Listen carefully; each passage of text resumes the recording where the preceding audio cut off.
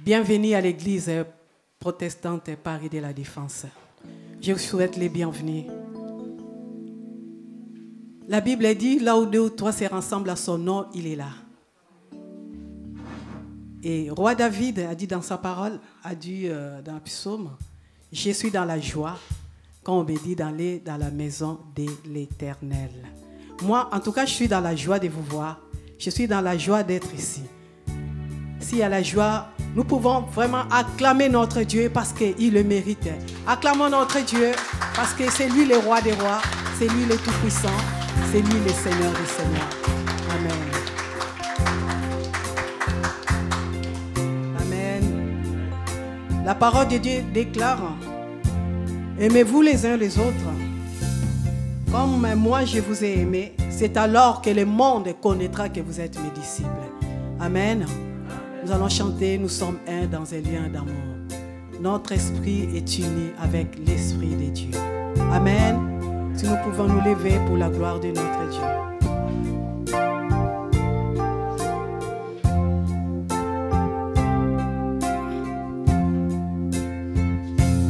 Nous sommes un dans un lien d'amour. Nous sommes un dans un lien d'amour. Notre esprit est uni avec l'esprit de Dieu. Nous sommes un dans un lien d'amour. Oui, nous sommes un dans un lien d'amour. Notre esprit est uni avec l'esprit de Dieu. Gloire à toi, Jésus.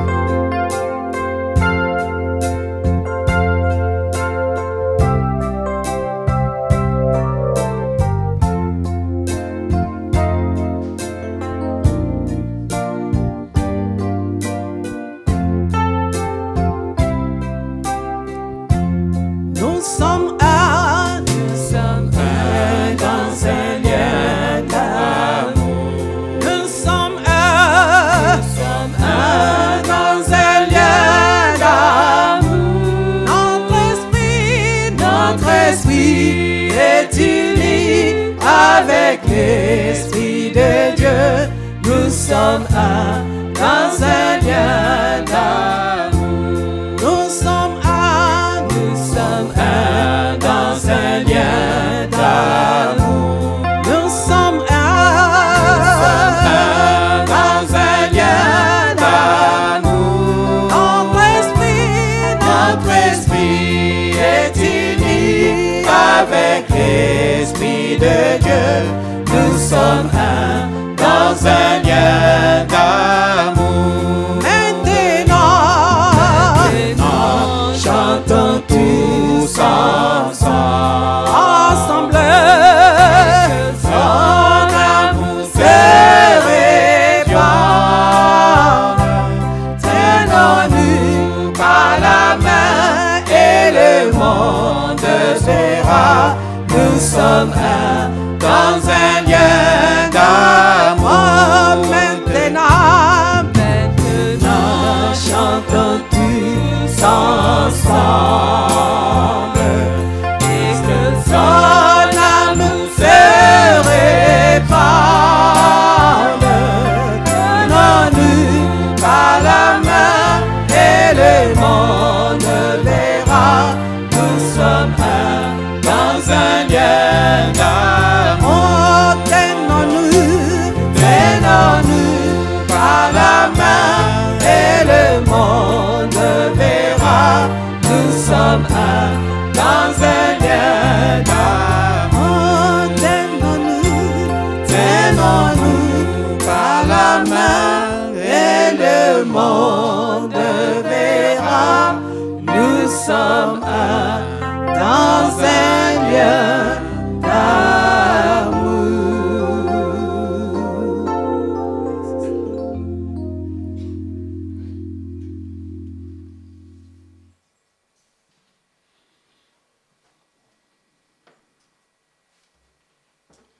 Amen. 1, 2. Veuillez vous asseoir, merci. Nous sommes un dans un lien d'amour. Amen. Est-ce que nous le croyons ce matin? Oui. Est-ce que nous croyons que nous sommes un en Jésus-Christ? Oui. Quelles que soient nos origines, quelles que soient nos histoires, le Seigneur nous unit tous ensemble. Amen. Amen. C'est une joie, c'est une grâce de pouvoir se réunir encore ce dimanche. C'est un dimanche d'été. C'est un dimanche où il fait chaud. C'est un dimanche où il fait chaud dans nos cœurs. Amen, on l'espère. Et oui, nous sommes un, mais peut-être qu'on ne se connaît pas tellement. Peut-être qu'on ne s'est pas vu depuis un certain temps. Alors, j'aime bien ça. On va peut-être se retourner vers son voisin, vers à gauche, à droite, derrière, devant, et dire bonjour à son frère et sœur. Peut-être que Dieu te bénisse. Amen. Amen. Voilà.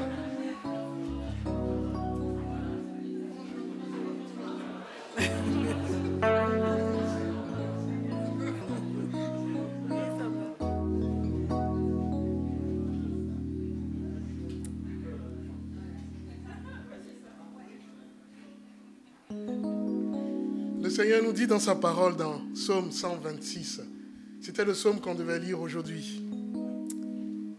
Cantique pour la route vers la demeure de l'Éternel. Quand l'Éternel a ramené les captifs de Sion, nous étions comme dans un rêve. Alors nous ne cessions de rire et de pousser des cris de joie. Alors on disait chez les autres peuples, « Oh, l'Éternel a fait pour eux de grandes choses. » Oui, l'Éternel a fait pour nous de grandes choses. Nous sommes dans la joie. Amen. Amen. Viens changer notre sort, ô Éternel, comme quand l'eau coule à nouveau dans les lits des rivières du Négev. Qui sème dans les larmes moissonnera avec des cris de joie. Qui s'en va en pleurant alors qu'il porte sa semence reviendra en poussant des cris de joie alors qu'il portera ses gerbes. Amen. Amen. Merci Seigneur pour ta parole. Merci parce qu'en toi nous avons la vie éternelle. En toi nous avons la joie, quelles que soient les circonstances de la vie, Seigneur. C'est toi qui nous promets, c'est toi qui nous donnes la joie au cœur parce que tu nous as donné ta vie éternelle. Aide-nous chaque jour à nous tourner vers toi, Seigneur. Merci Seigneur pour ton Église, pour ta communauté ici. Merci Seigneur pour le culte que nous avons, pour les frères et sœurs. Merci parce que nous avons à apprendre les uns des autres. Et merci parce que tu vas nous parler aussi à travers la louange, mais à travers ton message aussi, à travers la communion fraternelle que nous aurons. Que ton nom soit glorifié durant ce culte, Seigneur. Que tu bénis nos frères et sœurs qui ne sont pas là, qui sont peut-être en vacances ou qui ne peuvent pas nous rejoindre. Que tu les bénis là où ils ou elles sont, Seigneur. Que tu conduis ce culte, Seigneur, au nom de Jésus. Amen. Un jour dans tes parvis vaut mieux que 1000 ailleurs. Si vous le souhaitez, vous pouvez vous lever pour la gloire de notre Dieu. Vous pouvez aussi acclamer le Seigneur, danser si vous voulez.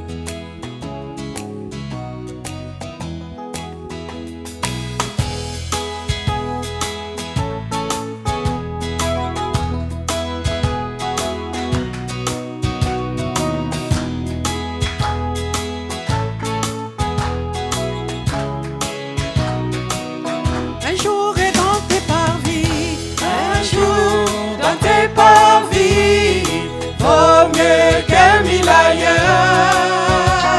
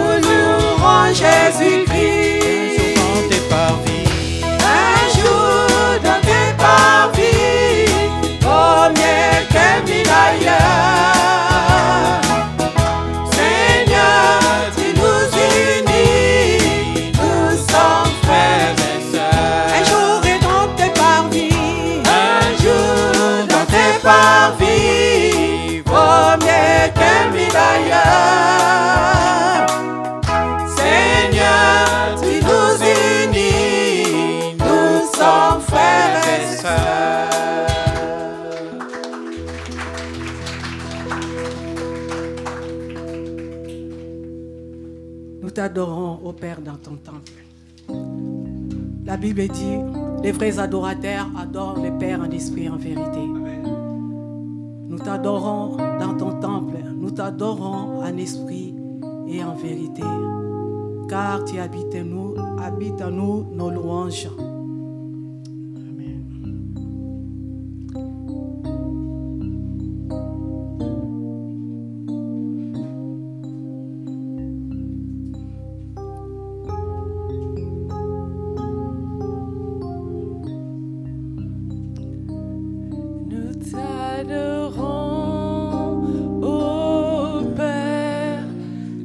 Ton temple, nous t'adorons en esprit et en vérité. Tu habites nos louanges, nous t'adorons en esprit et en vérité. Nous t'adorons, Père. Nous t'adorons, ô Père, dans ton temple. Nous t'adorons en esprit et en vérité. Tu habites nos louanges, nous t'adorons en esprit et en vérité. Nous t'adorons, Père. Nous t'adorons, ô Père, dans ton temple. Nous t'adorons en esprit et en vérité. Tu habites nos louanges. Nous t'adorons en esprit et en vérité. Car un jour près de toi vaut mieux que 1000 ailleurs. Je désire habiter dans ton temple. Car un jour près de toi vaut mieux que 1000 ailleurs. Je désire habiter dans ta maison, Seigneur. Je désire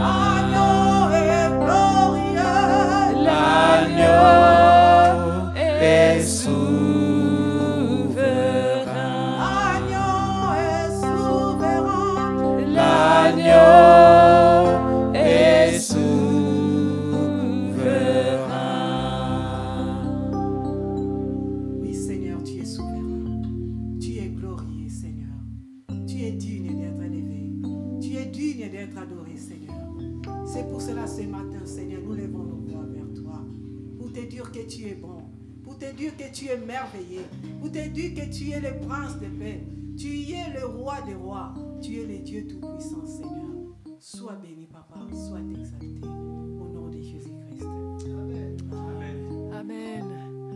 Nous t'adorons, ô Père. Nous te disons merci, Papa. Merci pour tes bontés. Merci pour ta miséricorde. Merci pour ton amour. Nous t'adorons en esprit et en vérité. Et un jour près de toi vaut mieux que 1000 ailleurs. Nous désirons habiter dans ton temple. Oui, Seigneur, reçois notre louange ce matin. Reçois notre adoration. Que ton nom soit exalté, que ton nom soit glorifié. Amen. Amen. Gloire te soit rendue à toi, Seigneur. Merci, Seigneur, pour ce moment que tu nous donnes, Seigneur, d'être là au milieu de toi, Seigneur. Merci, Seigneur, parce que tu es là aussi au milieu de nous. Tu nous écoutes, Seigneur, et tu consoles, Seigneur. Merci parce que tu es là pour nous guérir, pour nous réconforter. Merci, Seigneur, pour ton amour, Seigneur. Merci pour ta présence, Seigneur. Merci pour ta parole, Seigneur. Que ton nom soit loué à jamais. Amen, Seigneur Jésus. Oh, prends mon âme, Seigneur. Voilà, Seigneur. Que ta flamme brille dans mon cœur.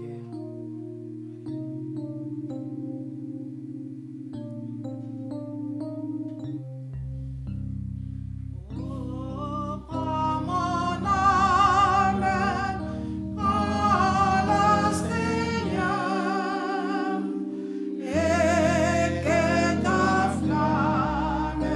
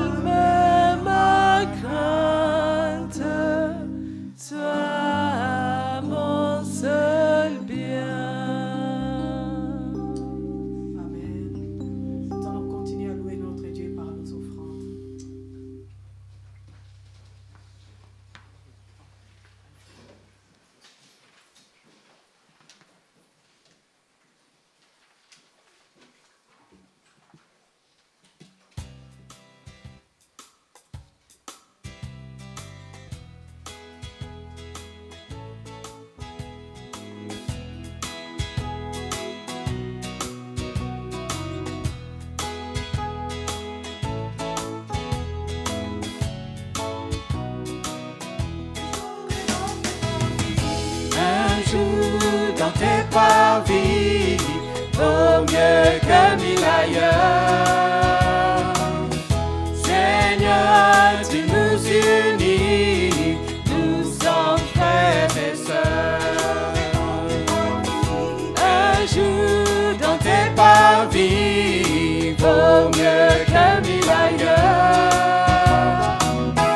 Seigneur, tu nous unis, nous sommes frères et sœurs.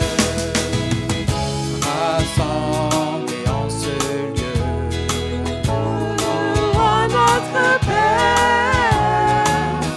Voici l'Esprit de Dieu, nous sommes dans sa lumière. Un jour dans tes parvis vaut mieux que 1000 ailleurs. Seigneur, tu nous unis, nous sommes frères et sœurs. Un jour dans tes parvis vaut mieux que 1000 ailleurs. Seigneur, tu nous unis, nous sommes frères et sœurs.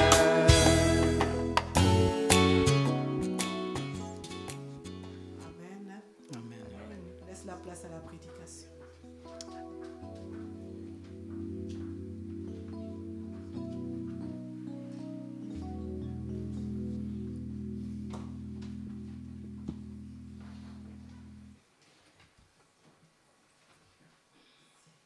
Amen. Nous allons prier pour commencer. Seigneur, merci. C'est un privilège d'écouter ta parole. Tout passera, mais ta parole ne passera point. Seigneur, elle est pour nous notre nourriture spirituelle. Elle est pour nous lampe sous nos pieds, lumière sur notre sentier. Seigneur, je me remets sous l'autorité du Saint-Esprit. Tout ce qui sortira de ma bouche vienne de toi, Père. Que ce qui est chair s'efface et que l'Esprit rayonne en moi, au nom de Jésus. Amen. Alors, le pasteur avait fait l'introduction. Tout cet été, nous allons prêcher sur les psaumes. Et le Seigneur m'avait mis à cœur de vous parler du psaume 121. Un psaume que nous connaissons très bien. Donc, je vais faire la lecture. Psaume 121. Alors, il est écrit « Secours et protection des dieux ». Cantique des degrés. Je lève mes yeux vers les montagnes. D'où me viendra le secours? Le secours me vient de l'Éternel qui a fait les cieux et la terre. Il ne permettra point que ton pied chancelle. Celui qui te garde ne sommeillera point. Voici, il ne sommeille ni ne dort, celui qui garde Israël. L'Éternel est celui qui te garde. L'Éternel est ton ombre à ta main droite. Pendant les jours, le soleil ne te frappera point, ni la lune pendant la nuit. L'Éternel te garde de tout mal. Il gardera ton âme. L'Éternel gardera ton départ et ton arrivée dès maintenant et à jamais. Amen. Alors, c'est un psaume que nous connaissons bien. Et c'est un psaume que nous prenons souvent en prière quand nous partons en vacances ou quand nous prions pour les gens qui partent en vacances. Alors, ce psaume fait référence, comme nous avons vu, comme j'ai dit, en la confiance que nous avons en l'Éternel. C'est vraiment une expérience spirituelle qui s'exprime dans ces chapitres. Alors, il est une belle prière, donc quand nous voyageons, bien sûr, car nous sommes conscients des dangers qu'il y a sur la route. Il peut y avoir des accidents, il peut y avoir d'autres difficultés, pannes, mais nous remettons tout entre les mains de l'Éternel. Donc, ces dangers sont réels, et même dans l'adversité, nous sommes bien protégés, car c'est lui qui nous appelle à ces voyages, notre Dieu, il veille sur nous. Amen. Donc, ce psaume présente les protecteurs du pèlerin en voyage pour Jérusalem, pour célébrer l'Éternel, et où se trouvait l'arche de l'Alliance. Donc là, on parle du second temple. Donc le premier temple qui a été détruit, mais c'était lors du second temple. À savoir que nous aussi, nous sommes des pèlerins spirituels en route vers la Nouvelle Jérusalem. Donc ces psaumes vraiment pris spirituellement parlent aussi de notre voyage en tant que pèlerins sur cette terre. Alors, le psaume 121 est le deuxième de la série des psaumes dits cantiques des montées ou cantiques des degrés qui commencent précisément au psaume 120 jusqu'au psaume 134. Donc ils sont aussi appelés psaumes graduels. Alors, ils ont été conçus pour être chantés lors des 3 fêtes de pèlerinage par ceux qui montaient à Jérusalem. Donc, 3 fois par année, les pèlerins venus de différents horizons montaient vers Jérusalem pour célébrer l'Éternel. Ou par les prêtres appelés en hébreu les Kohanim, qui montaient les 15 degrés du temple de Jérusalem pour effectuer leur ministère. Si nous pouvons avoir l'illustration. Alors, donc là, nous voyons les degrés, les marches pour célébrer l'Éternel, donc entrer dans les temples. Alors, on peut imaginer à travers donc l'image qui est là, c'était vraiment une cérémonie solennelle. Et il y avait, comme on voit, vraiment ceux qui étaient des services en uniforme. Et on imagine que les pèlerins qui venaient donc étaient habillés en blanc. C'était vraiment une fête, comme on voit avec les harpes, avec les instruments. Donc c'était vraiment un moment très, très solennel. Donc on appelle ces cantiques de montée, donc les marches que vous voyez, en fait, il y avait 15. Et à chaque montée de chaque marche, donc c'était cérémonial. Donc c'était toute une cérémonie à vivre, vraiment avec émotion et pour la gloire de notre Dieu. Alors donc, si nous regardons donc ces psaumes, comme je vous ai dit, 120 à 134, donc qui sont les psaumes des degrés, on voit une succession logique des événements et les déroulements donc de ces pèlerinages qui duraient plusieurs jours. Si j'ai bonne mémoire, c'est 7 à 8 jours. Alors, je vais vraiment lire à la volée rapidement. Donc, les psaumes 121, donc on voit le pèlerin qui part, donc qui prend son chemin pour aller à Jérusalem. Et le psaume 122, je vais lire rapidement. « Je suis dans la joie quand on me dit « Allons à la maison de l'Éternel ». Nos pieds s'arrêtent dans les portes Jérusalem. Jérusalem, tu es bâtie comme une ville dont les parties sont liées ensemble. C'est là que montent les tribus de l'Éternel selon la loi d'Israël. Donc là, on voit que le pèlerin est arrivé à Jérusalem. Il contemple. Jérusalem, tu es bâti comme une ville. Donc là, vraiment, c'est la contemplation. Il est émerveillé devant la construction du temple. Donc, je suis dans la joie quand on me dit d'aller dans la maison de l'Éternel. Là, on voit que le pèlerin est arrivé au lieu du pèlerinage. Et si je continue, 123, comme j'ai dit, c'est vraiment une succession logique. Donc, c'est vraiment pour donner une idée, comprendre ces pèlerinages qui se faisaient à Jérusalem. Voici, là, 123, on rentre vraiment dans le temps de prière. Voici comme les yeux de l'Éternel sont fixés sur la main de leur maître. Aie pitié de nous, un peu plus loin, l'Éternel, aie pitié de nous. Donc là, on voit que les pèlerins sont vraiment dans la prière. Et à la fin, le psaume des degrés se termine au psaume 134. Vous bénissez l'Éternel, vous qui tenez la maison de l'Éternel pendant les nuits. Élevez vos mains vers le sanctuaire et bénissez l'Éternel. Que l'Éternel te bénisse de Sion, lui qui a fait les cieux et la terre. Donc là, on voit que le pèlerinage se termine donc par une prière d'adoration et de louange à l'Éternel. Donc voilà, je ferme la parenthèse. Nous allons retourner donc au psaume 121, donc sur lequel nous allons nous concentrer. Il présente, comme je disais, le protecteur du pèlerin, car à 6 reprises dans ces psaumes, il est dit « il te gardera ». Il est écrit 6 fois « il te gardera ». Donc, Dieu offre une protection parfaite. « Il te gardera » est indiqué 6 fois. Alors, le premier point, comment comprendre l'essence de « je lève mes yeux vers les montagnes ». Alors, si nous regardons la construction de la phrase « je lève mes yeux vers les montagnes, point », d'où me viendra les secours?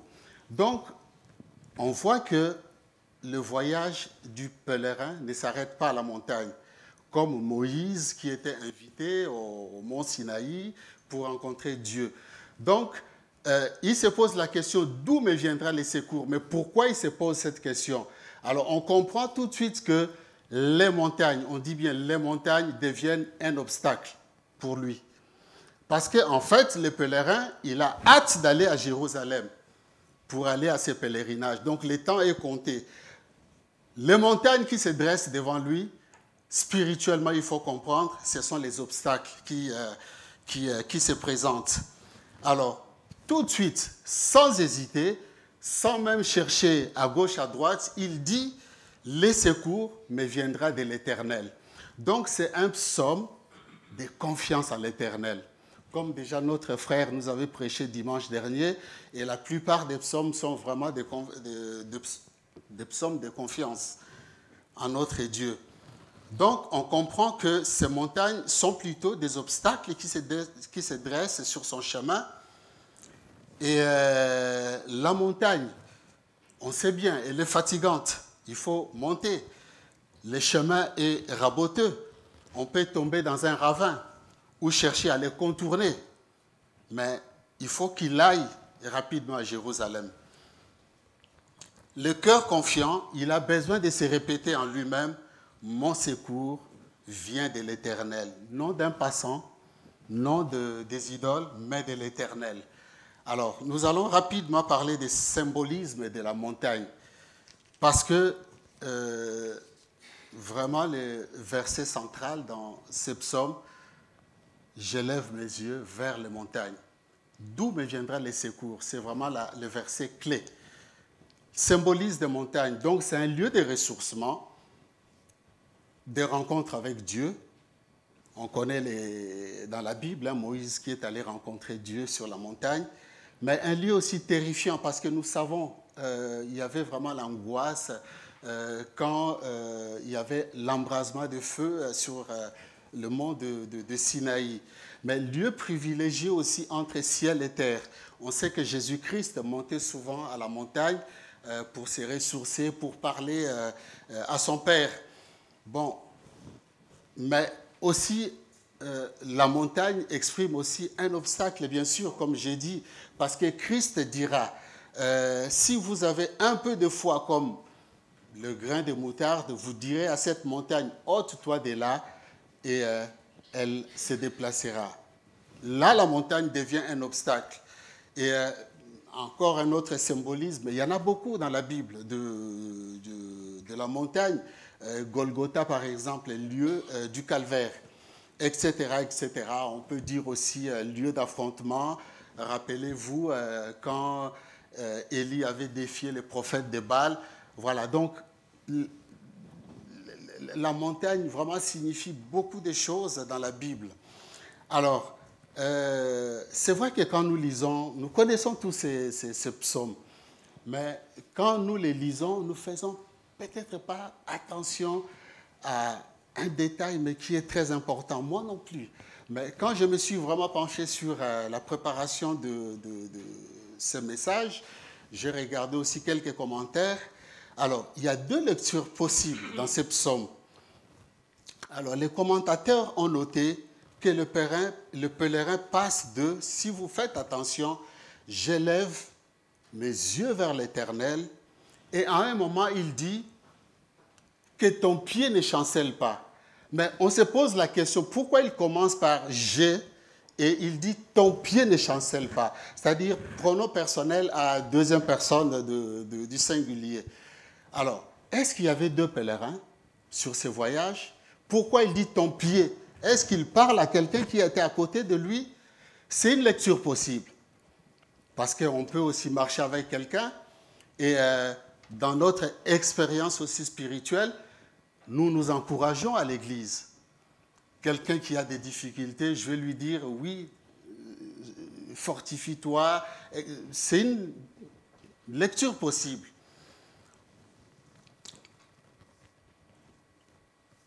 Donc, parce que soit nous avons déjà vécu cette situation, alors, ou comprendre les tu là, on s'encourage soi-même.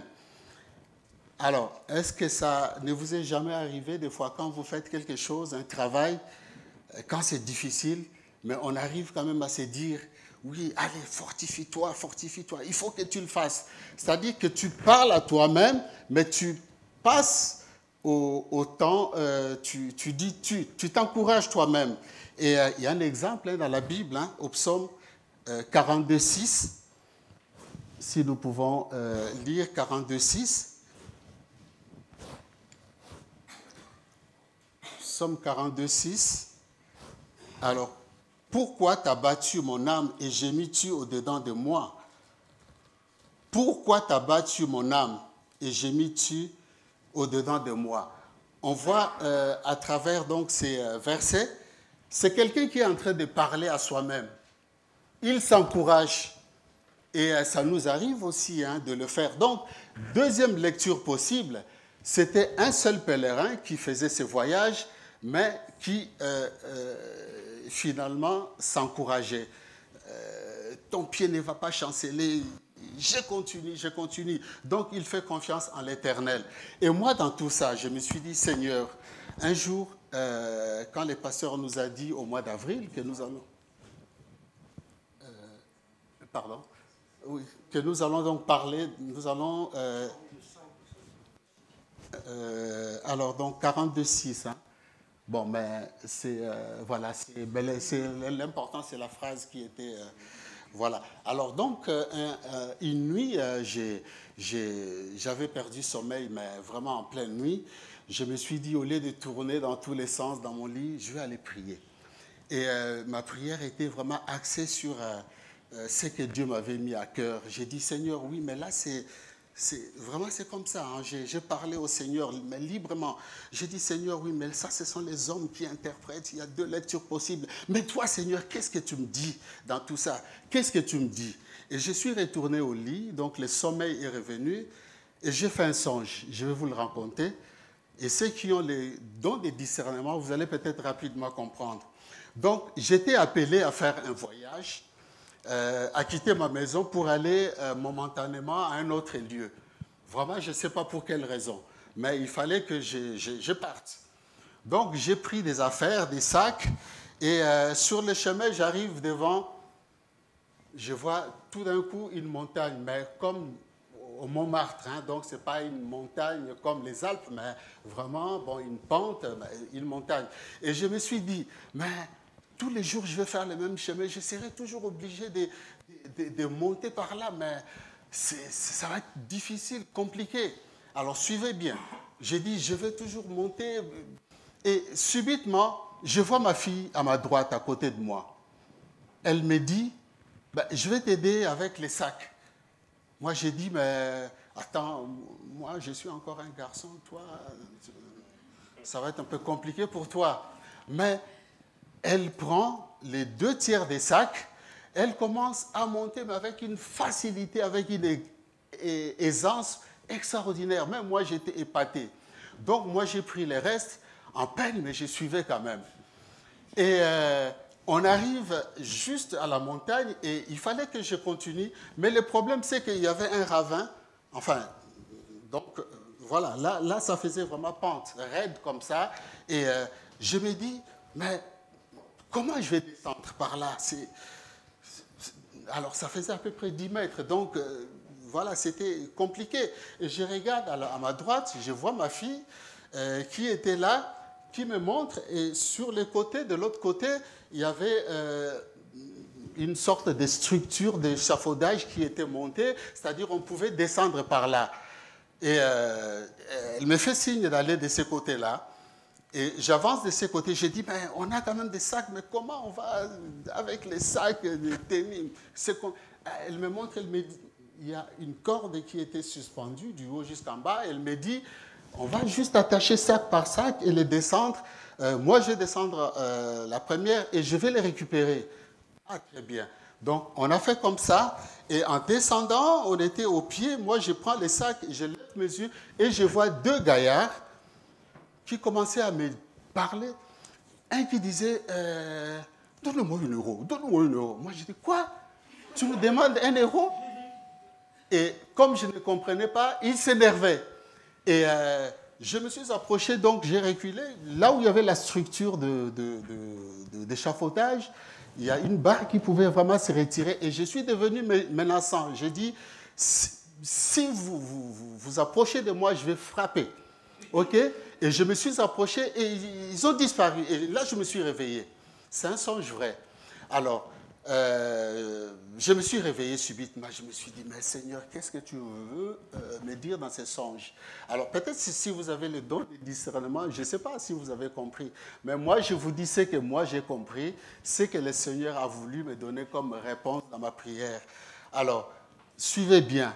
En partant, j'ai dit, je fais toujours, faire toujours le même.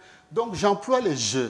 Mais je vois ma fille et je commence aussi à utiliser les tu. Mais tu vas monter, voilà.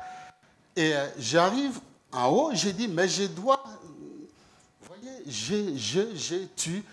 Elle m'appelle. Et quand on est descendu, je me suis posé la question, mais pourquoi je disais à ces gens-là, ne vous approchez pas de moi? Est-ce que j'étais égoïste à ce point-là pour ne pas défendre ma fille? Pourquoi je ne disais pas, ne vous approchez pas de nous? Alors, moi, ce que le Seigneur a voulu me faire comprendre, il y avait un seul pèlerin. Moi, j'ai fait cette lecture-là. Les 2 lectures sont possibles. Il y avait une seule personne. Dieu a voulu juste utiliser l'image d'une personne à côté de moi pour expliquer que c'est lui qui était mon aide, mon secours. Alléluia. C'est lui, dans ces moments-là où je pouvais tomber dans le ravin, il me montre ces côtés-là. Donc, Dieu, notre protecteur, lui qui m'avait permis ce voyage, moi, j'ai fait cette lecture-là. Et pour une autre raison, si 2 personnes font ces voyages, ils arrivent tous devant les mêmes montagnes, les mêmes difficultés. Alors que dans la vie, chaque pèlerin fait son voyage à ces montagnes. Tes problèmes ne sont pas les miens. Les miens ne sont pas... On ne peut pas les rencontrer au même moment. Chacun aura ses difficultés. Alléluia. Donc, moi, j'ai fait cette lecture-là. Mais les 2 sont possibles, en tout cas.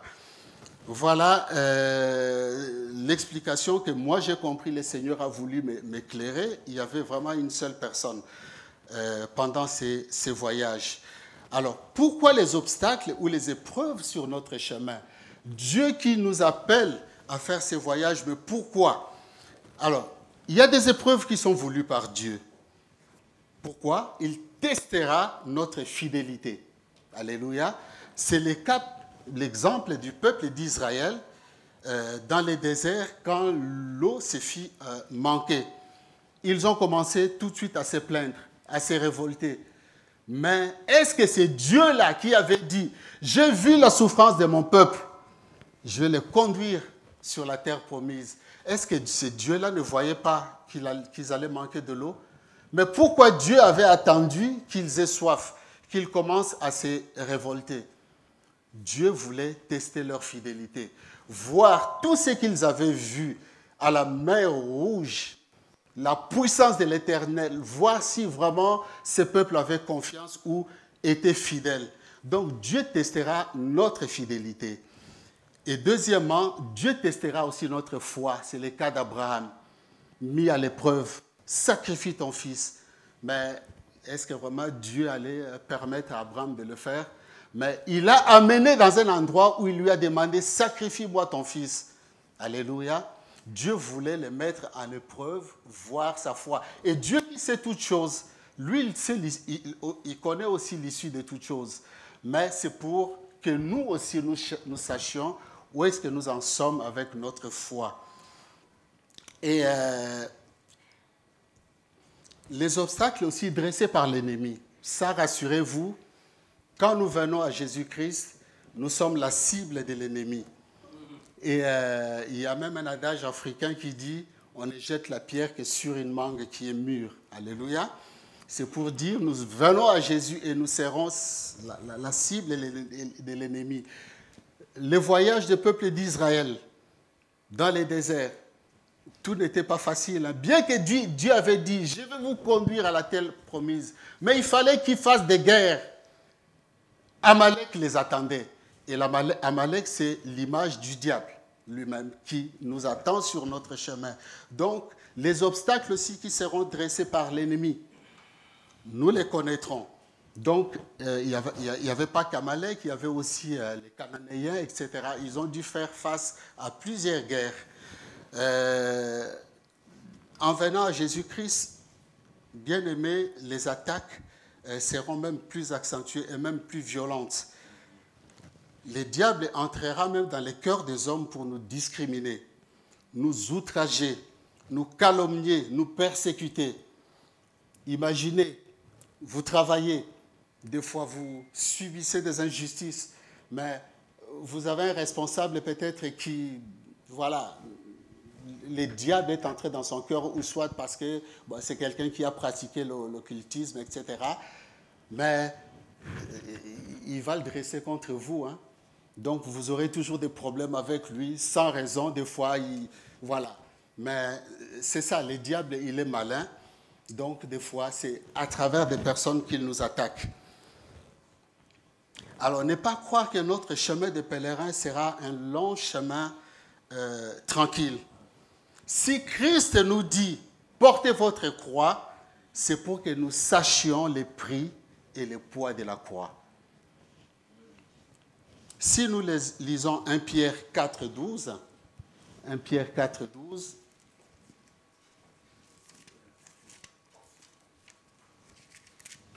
bien-aimés, ne soyez pas surpris comme d'une chose étrange qui vous arrive, de la fournaise qui est au milieu de vous pour vous éprouver. La fournaise qui est au milieu de vous pour vous éprouver. Donc, ça ne sera pas un chemin facile. Alors, c'est pourquoi moi, personnellement, je refuse l'évangile de facilité, de prospérité. Dieu n'est pas contre toutes ces choses, hein. Dieu avait rendu Abraham prospère. Jacob, il était riche. Dieu n'est pas contre ces choses, mais quand l'évangile est axé sur la prospérité, quand vous êtes en Jésus-Christ, tout ira bien, il n'y aura pas de problème. Moi, je refuse de croire à cela parce que la Bible nous dit nous serons au milieu de fournaises. Mais le Seigneur, notre Dieu, nous protégera toujours. Alléluia. Moi, personnellement, mon expérience, quand je suis venu dans le Seigneur, c'est là aussi où j'ai connu des problèmes très, très difficiles. Pendant que nous étions mariés, c'est là, pendant toutes ces périodes, que nous avons perdu 2 enfants. C'est pendant cette période que moi, j'étais tellement acculé par des problèmes financiers que j'ai fait recours à l'endettement. Et tellement les problèmes étaient énormes, la première fois dans ma vie que je dormais avec les somnifères. C'est quand j'étais dans le Seigneur que j'ai connu un licenciement brutal. Donc, qu'on ne me dise pas que quand on vient à Jésus-Christ, vous marchez sur des pétales de rose. Le Seigneur sera avec nous, c'est sûr, mais nous connaîtrons aussi des moments difficiles. 5e point, c'est être dans la volonté de notre Dieu. Nous pouvons nous perdre ou courir de graves dangers si nous prenons des voies non conseillées ni voulues par notre Seigneur. Si nous nous entêtons à faire notre propre volonté. Exemple donc de l'enfant prodigue que nous connaissons dans la Bible. Il a voulu faire les choses selon lui. Et nous savons ce qui lui est arrivé. Dieu n'était pas avec lui. Et dans la souffrance, il est revenu vers son Père. Et si nous prenons aussi l'histoire donc du peuple d'Israël dans les déserts, ceux qui ont voulu suivre leur chemin, aller faire le veau d'or, nous savons ce qui leur est arrivé. Il y a beaucoup qui sont tombés, qui n'ont pas continué le voyage. Donc si nous nous entêtons à faire notre volonté, si ce n'est pas la volonté de l'Éternel, si nous prenons notre propre chemin, à nous de subir les conséquences. Ici, nous voyons dans ces psaumes, ce pèlerin, il est confiant parce qu'il va pour une cause que l'Éternel voulait pour le peuple d'Israël. Le pèlerinage, c'est Dieu qui avait demandé donc au peuple d'Israël d'aller les glorifier, les célébrer donc dans le temple. Donc si Dieu nous destine par sa volonté à suivre une voie qu'il a déjà tracée, sa protection sera sans faille et parfaite. Donc nous avons l'exemple d'Agar et Ismaël dans les déserts. Nous savons ce qui est arrivé. Dieu avait dit, ton fils, il sera père d'une multitude. Alléluia. Mais quand ils sont partis, nous savons que l'eau se fut manquée. Et Agar avait même laissé son fils loin. Elle ne voulait pas voir sa mort. Elle ne voulait pas voir sa mort. Mais Dieu qui avait tout prévu a dit, voilà, il y a de l'eau. Ce que Dieu avait dit, il ne peut pas se mentir. Il ne peut pas mentir. Dieu est Dieu, alléluia. Il avait promis à Agar que ton fils sera le père d'une multitude. Donc, il ne pouvait pas laisser cet enfant mourir dans le désert. C'est impossible. Dieu ne peut pas mentir. Donc, Dieu a accompli parfaitement ce qu'il voulait parce que c'était la volonté de Dieu. Voilà que Agar puisse partir beaucoup plus loin. Donc, ces pèlerins qui allaient pour la bonne cause à Jérusalem, Dieu ne pouvait que le garder, ne pouvait que lui accorder vraiment une protection sûre. Alors, donc, si nous arrivons presque à la fin, donc si je regarde les quelques versets c'est vraiment un petit psaume avec 8 versets. Il ne permettra pas que ton pied chancelle. Alors, qu'est-ce que Dieu veut dire par là? Ne commencez pas déjà à crier, à faire à notre Seigneur de procès en justice si vous tombez dans un petit trou et que vous vous faites une entorse. Oh Seigneur, c'est scandaleux, mais tu as dit que mon pied ne va jamais chanceler. Ce n'est pas ce que Dieu veut nous dire là. Ok? L'exemple de mon songe, Dieu ne permettra pas que je puisse tomber 10 mètres plus bas, parce que là, je ne pourrai plus continuer mon voyage. Je vais me briser les os, c'est sûr. Okay? Mais on peut quand même se faire une entorse, continuer avec des béquilles, on arrivera quand même. Donc, ce sont des choses qui vont arriver. Si Dieu dit, ton pied ne chancellera pas, ça ne veut pas dire que nous ne pouvons pas connaître un petit problème.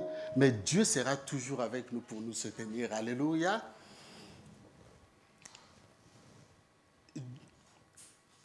Il te gardera, il ne sommeille point. Nous les connaissons.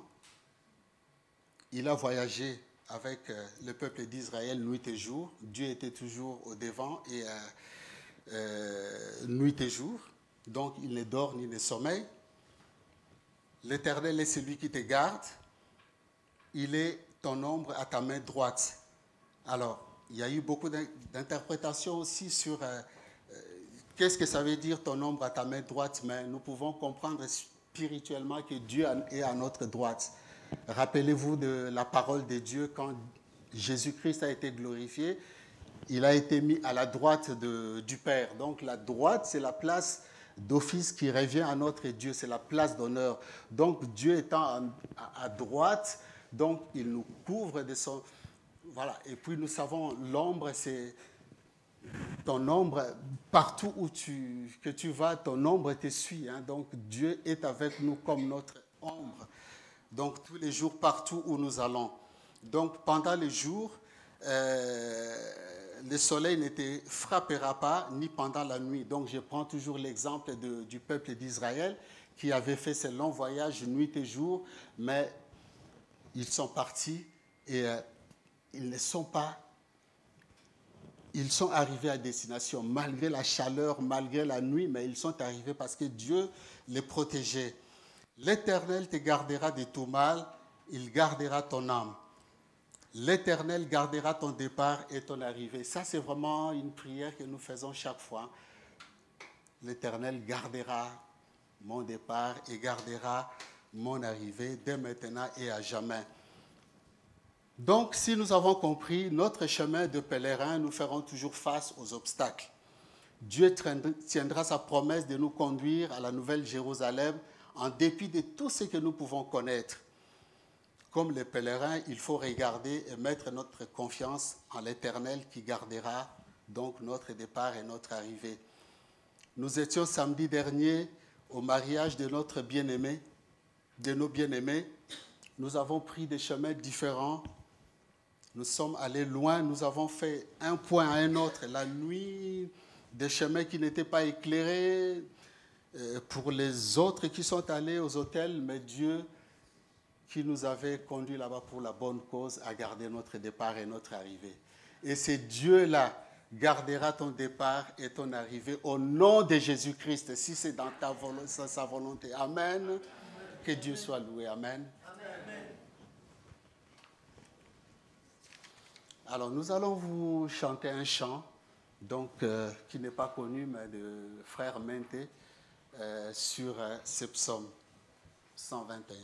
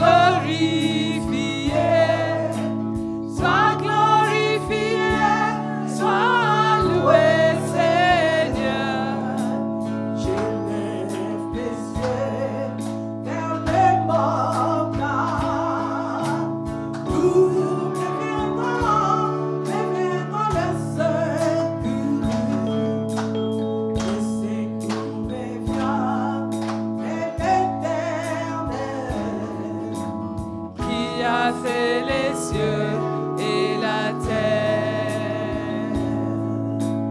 Qui a fait les cieux et la terre? Qui a fait les cieux et la terre? Qui a fait les cieux et la terre? Qui a fait les cieux et la terre?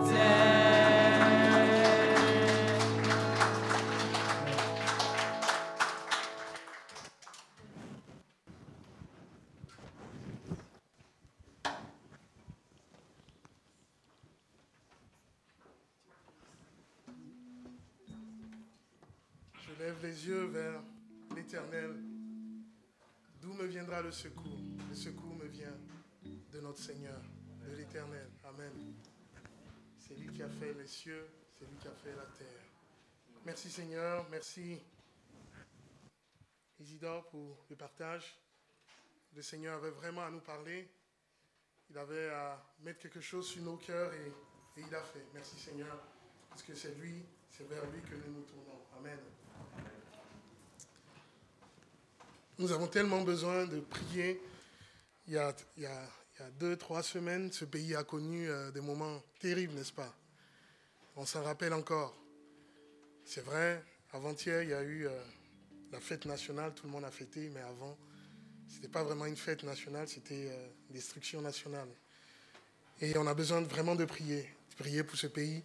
Le Seigneur nous appelle à prier pour ce pays, nous appelle à prier pour les autorités, il nous appelle à prier pour nos amis, il nous appelle à prier pour nos frères et sœurs, il nous appelle à prier vraiment pour ce pays, pour la France. Alors, ayons à cœur aussi de prier pour ça et tournons-nous vers le Seigneur, pour nous, pour nos jeunes, pour l'avenir dans ce pays. Amen. Bienvenue à tous et à toutes, bienvenue à ceux qui sont de passage.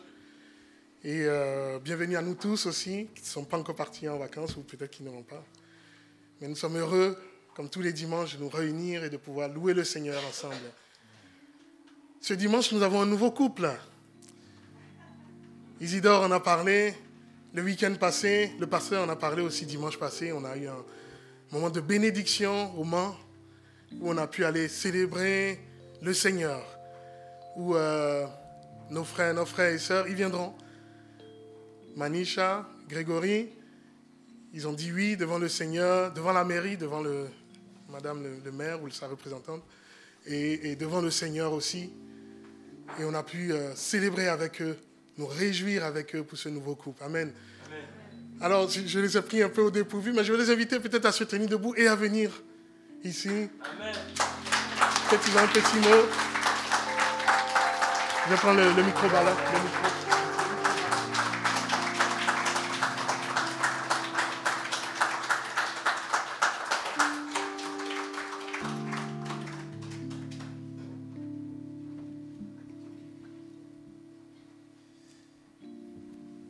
Shalom.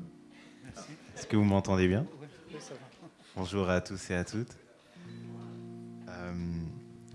Nous sommes mariés depuis une semaine maintenant.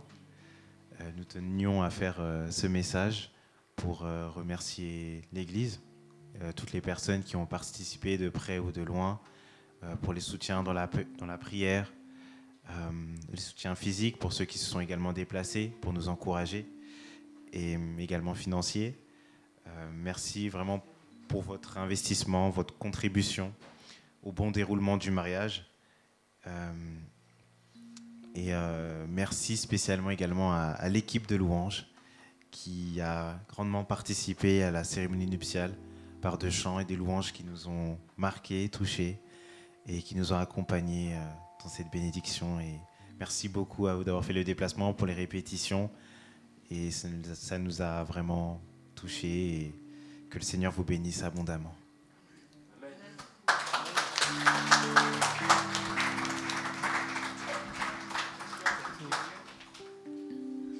Soyez bénis. Et peut-être qu'on va prier pour eux. On va tous se tenir debout si vous souhaitez bien. Et Je cherchais l'ancien Jean, mais peut-être... Ou Gratien, l'ancien Gratien, s'il peut venir, peut-être... Oui, comme il était tout au bout. On va prier pour ces jeunes couples, là. Ils sont tout frais, hein, tout mignons. Que Dieu les bénisse.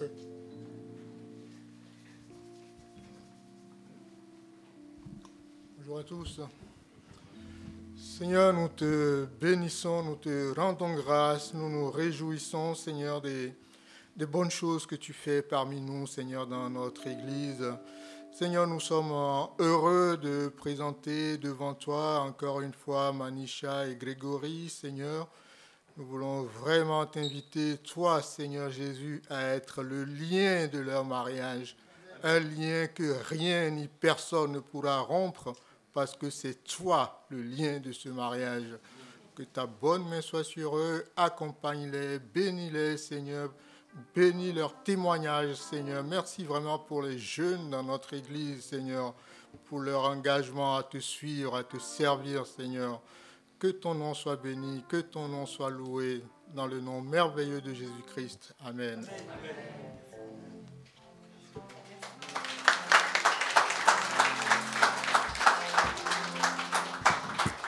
Amen, on peut s'asseoir, si vous voulez.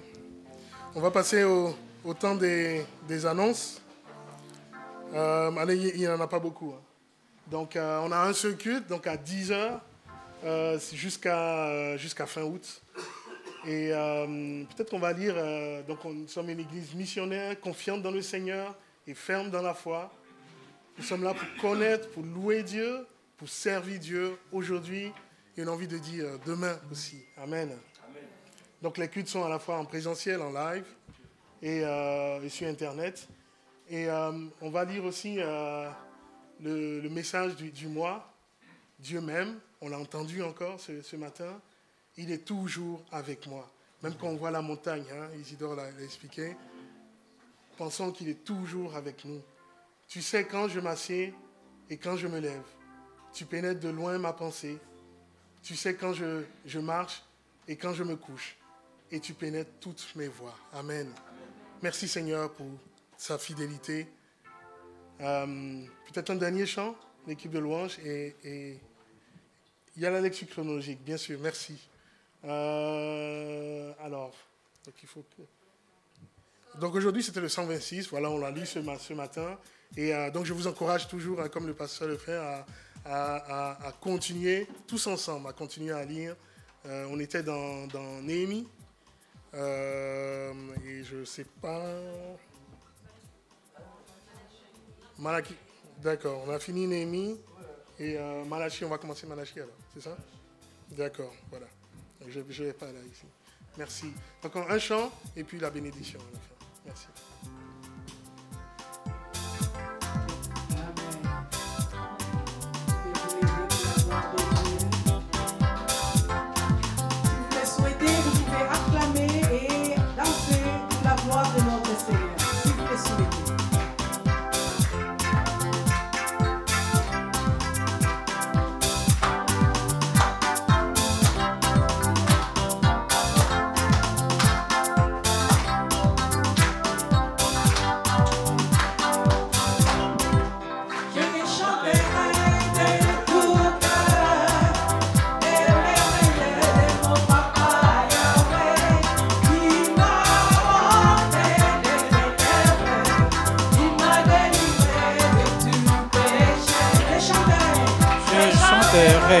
De tout cœur les merveilles de mon papa Yahweh.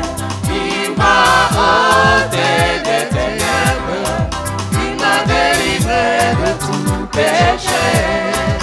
Je chanterai de tout cœur les merveilles de mon papa Yahweh. Il m'a ôté des ténèbres, il m'a délivré de tout péché. Mon papa est fidèle, il ne m'abandonne jamais. Je n'ai plus rien à craindre, car Yahweh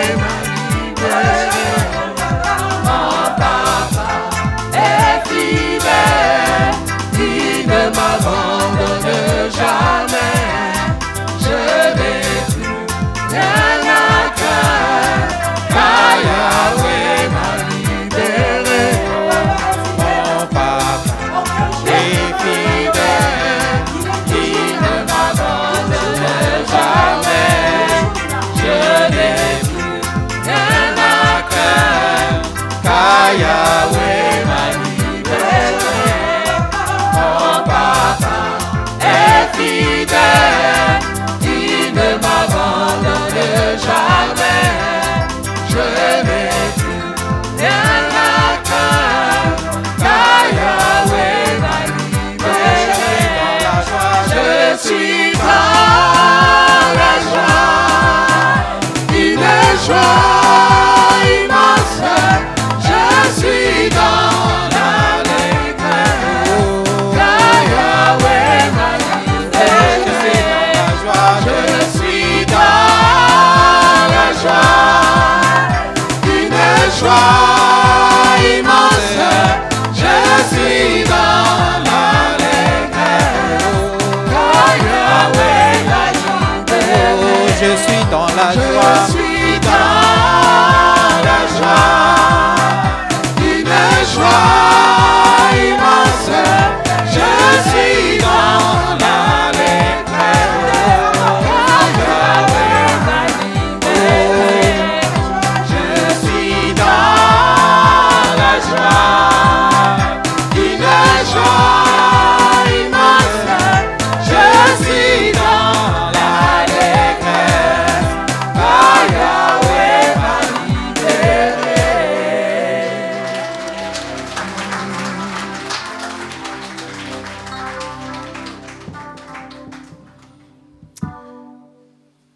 Nous allons lire la bénédiction finale dans 2 Corinthiens, chapitre 13, au verset 11. C'est l'apôtre Paul qui nous écrit, qui écrit aux Corinthiens. J'ai terminé, frères et sœurs. Soyez dans la joie. Travaillez à votre perfectionnement. Encouragez-vous mutuellement. Soyez d'accord entre vous. Vivez dans la paix. Alors le Dieu d'amour et de paix sera avec vous. Saluez-vous en vous donnant le baiser fraternel. Tous ceux qui, ici, font partie du peuple saint, vous saluent. Que la grâce du Seigneur Jésus-Christ, l'amour de Dieu et la communion du Saint-Esprit soient avec vous tous. Amen. Amen. Bon dimanche à tous et à toutes. Et on va terminer. Amen. Une annonce.